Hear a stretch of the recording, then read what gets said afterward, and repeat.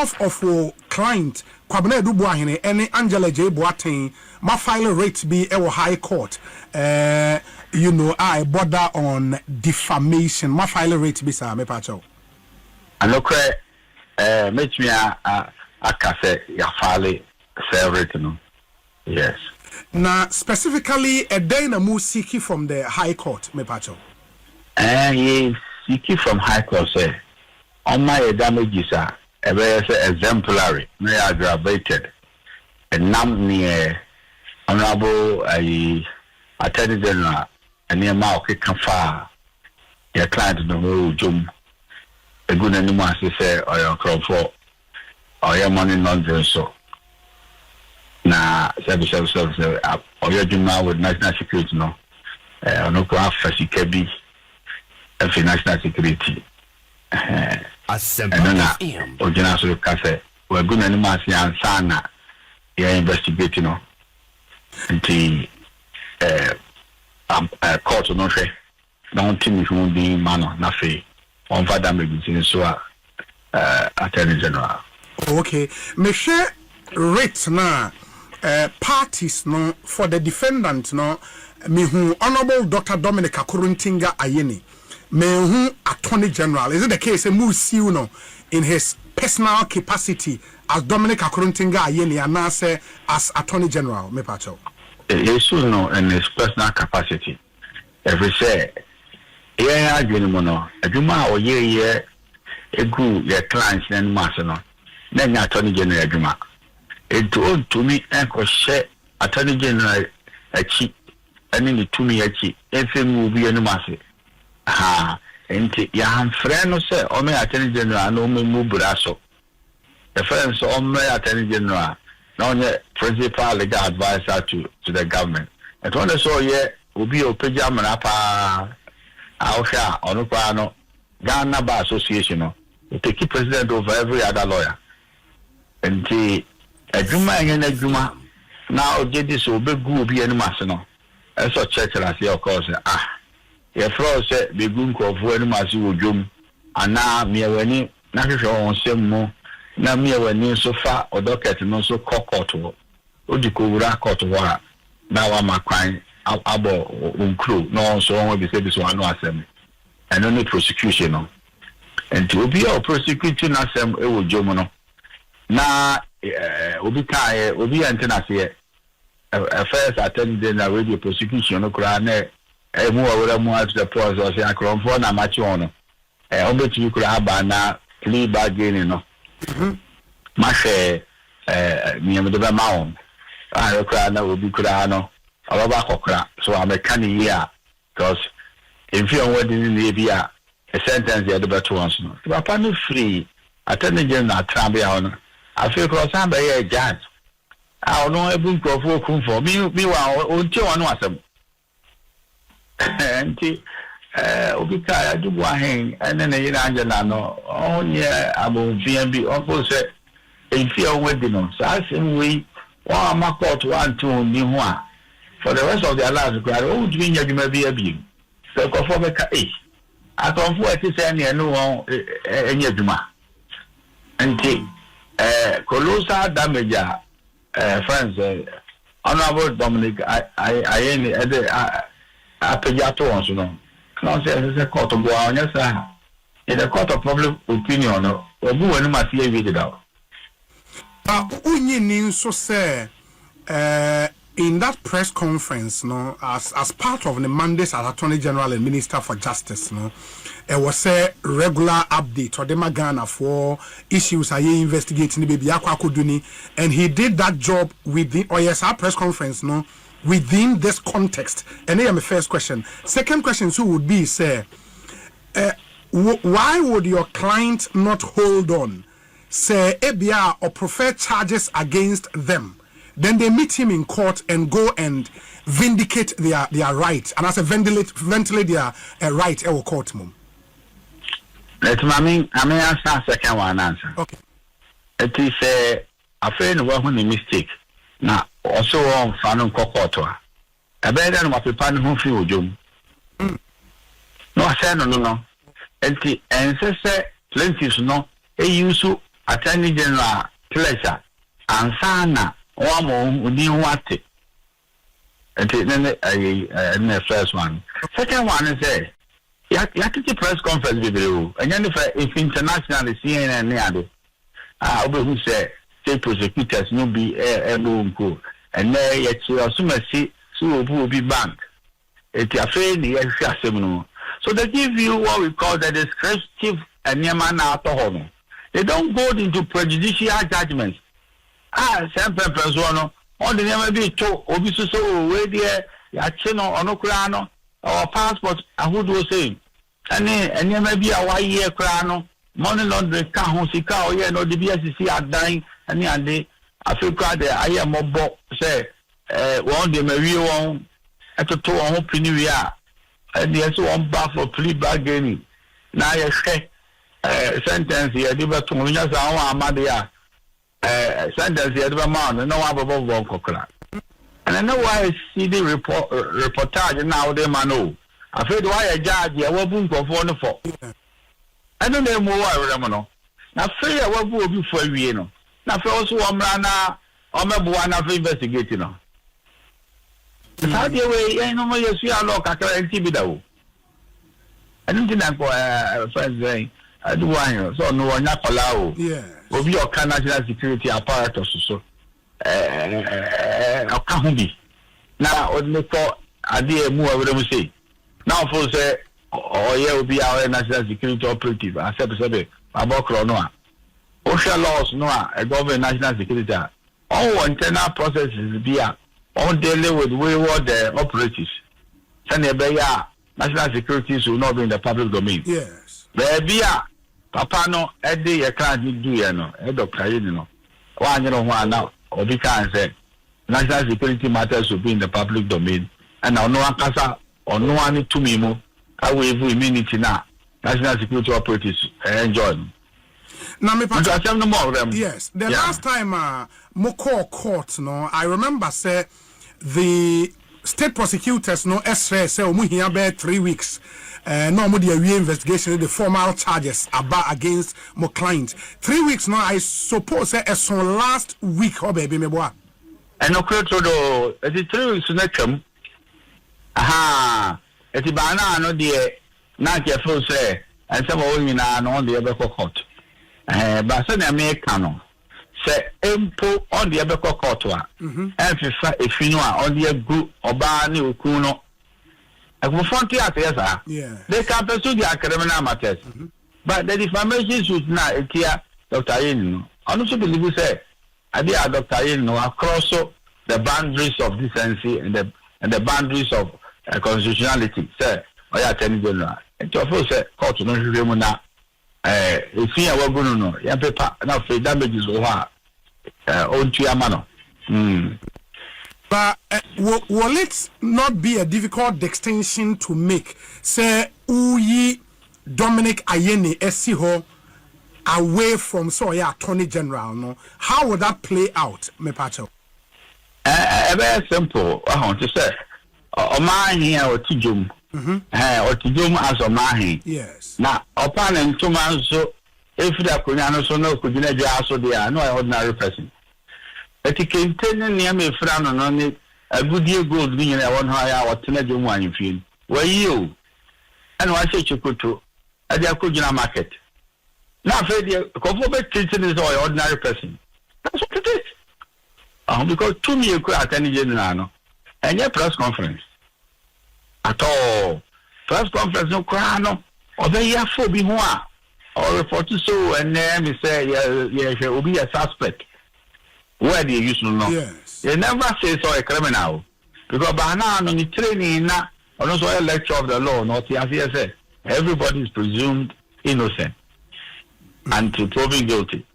Now, public opinion now pronouncing guilty. Now, what free or try to be as Attorney General? I've heard one by a judge.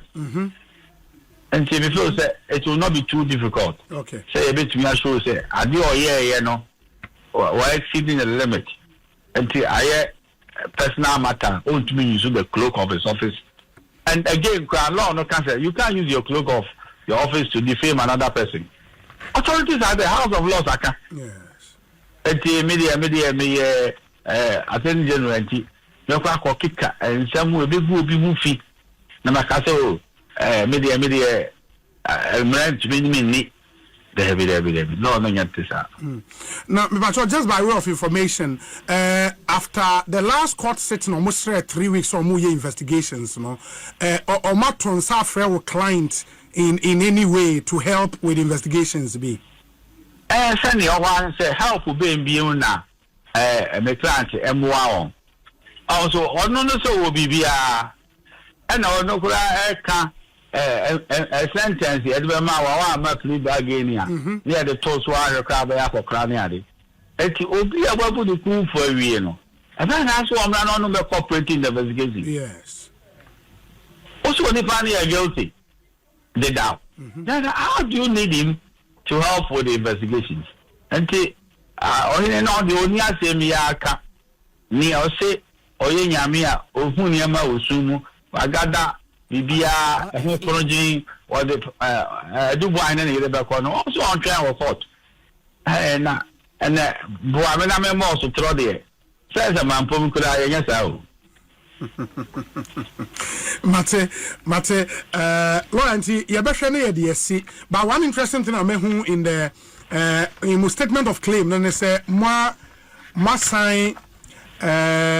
Reproduce the entire press conference and somehow including question and answer session, no questions are media busa and the responses of my you've reproduced everything in the statement of claim. Is there a reason why?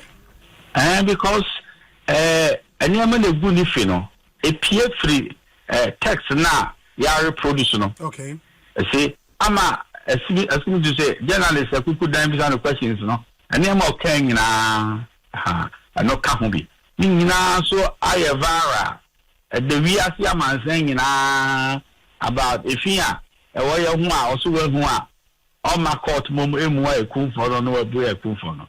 And they very, very material to the case oh, press conference and some of King no so say my court more.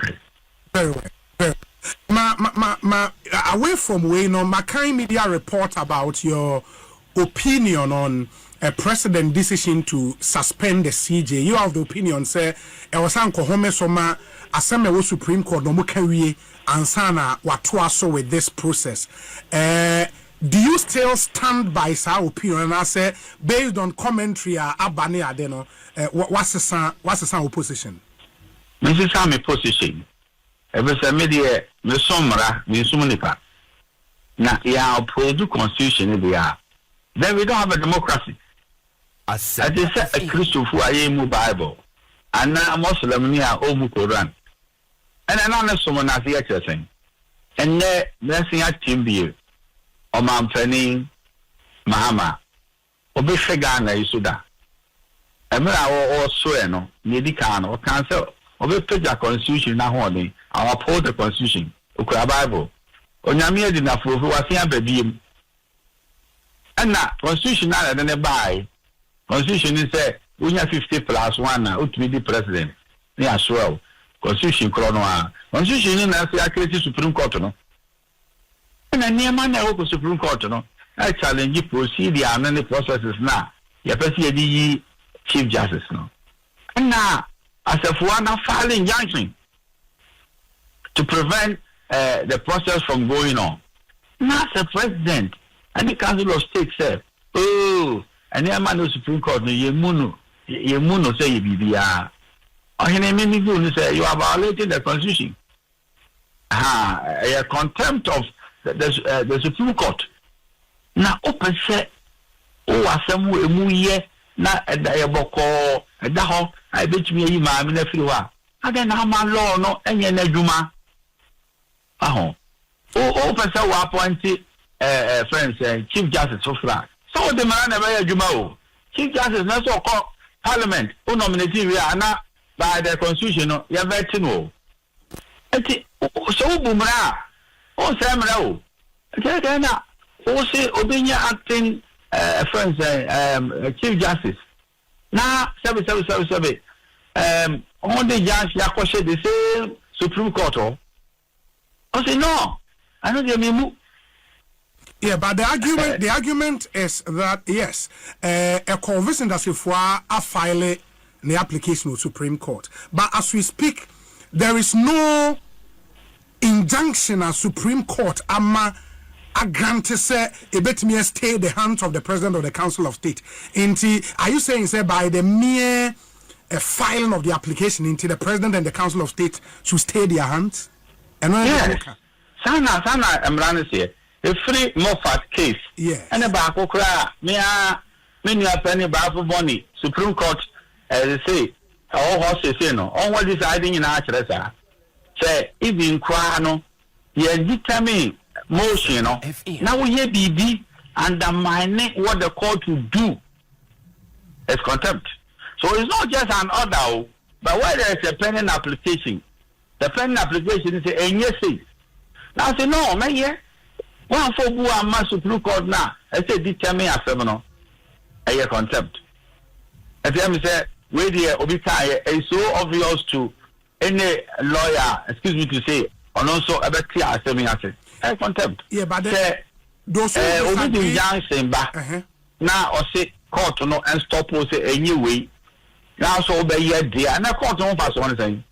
A human as a court and as I say. Yeah, but no. Make I say and just say or you should the process is Chief Justice Freehold. Make us yes. Yame can say of course Emrana Chima Mene they are offer Emran, you know. Aha! Yes, so the President is law abiding. But you cannot disrespect the law at one breath and use the same law to appoint another Chief Justice.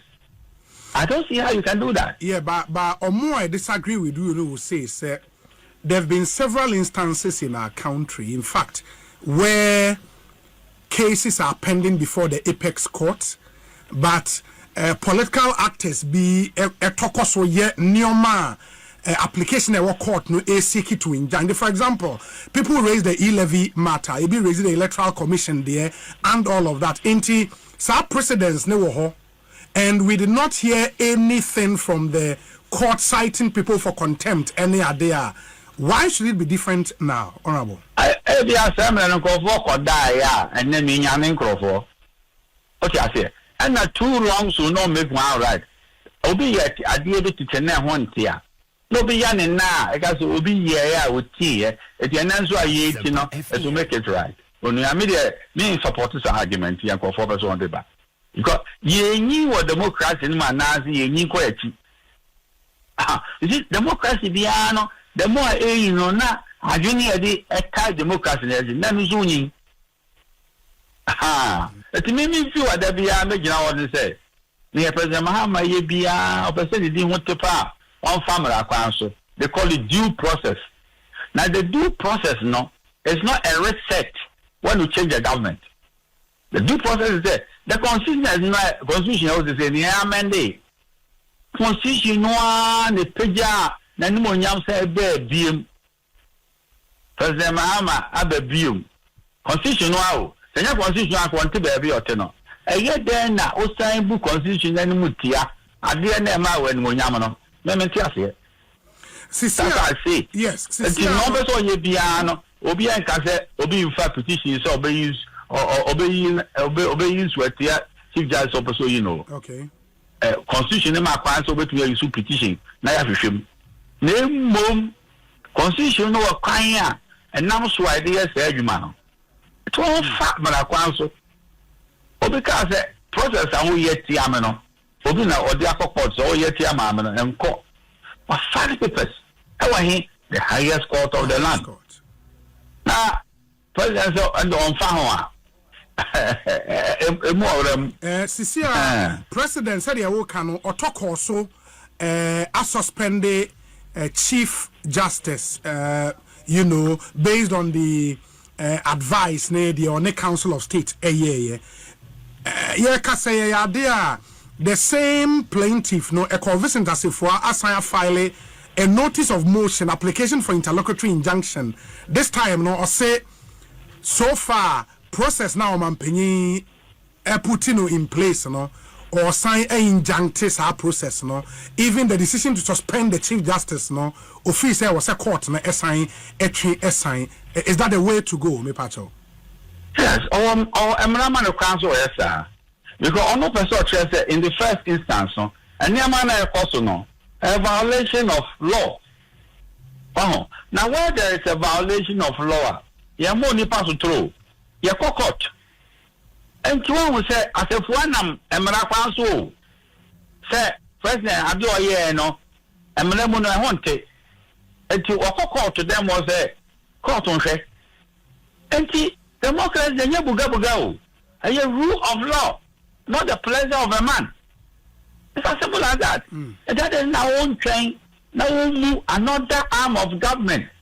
Send me a BBDA Emma the executive, no. Yeah, the legislature, no. And then now the opposite arm of government, no.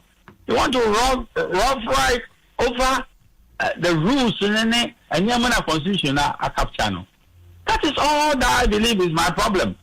Now I'm not saying is that service will be the petition ever told President Mahama is shouldn't activate it or whatever. But what if the court should checkmate you? So you can't do it. Aha. We do say that now the president here, near court to no canon, me for Nyajuma. How are we ruling by the constitution? The court is a creature of the constitution. The judiciary is a creature of the constitution.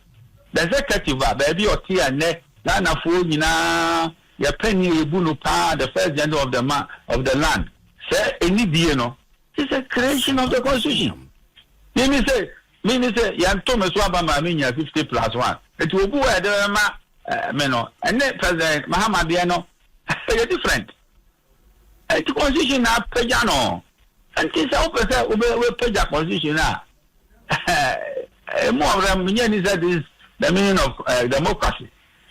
And you agree with Omoayeka? Final question. You agree with Omoayeka? Say, as far as the letter of the Article 146 provisions are concerned, President follow the letter of the law on Tomrebia. Your only issue is with the pendency of the case before the Supreme Court and the respect and was Nyamasa application of courts is here. That's the issue you have, right? In fact, Anyama friends, the Supreme Court not just said proceed the anokra fast no weti. Okay. Aha. And this procedure no of house no weti a. Jubilee House ebe no court to say and na the executive no judiciary na tabo ni edian asem ana.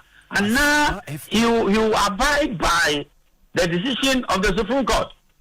Okay, Emra Nanado no challenge say election petition no. Unonia amano mojoye Supreme Court korono. Yes. Aha. When you review Supreme Court to kono and the can say and Nanado ne baumia mu case no ye fen adwuma. And the oman mo ye den a joy, yes, sir. Yes. So how can you disrespect the same Supreme Court? Murafi. Aha. Let's see petition no choice say. Na Ghana, you're practicing the rule of law. And then another, not that time, no. Obika opposition person, yeah. Obika a Kedina will be the president, no. What did to Musa? Says Supreme Court, Akasa de Audifeka. That is the rule of law, not the pleasure of a man. Very well. Lawyer, ma menase bibiania ye besa ba bedi nkomobio. Why? Yo, boko, me wa hamao. Me da sepa. And that's the lawyer Samuel Ata Atsia, former MP, former Minister of State, and also a private legal practitioner. And the only thing come about rate away issue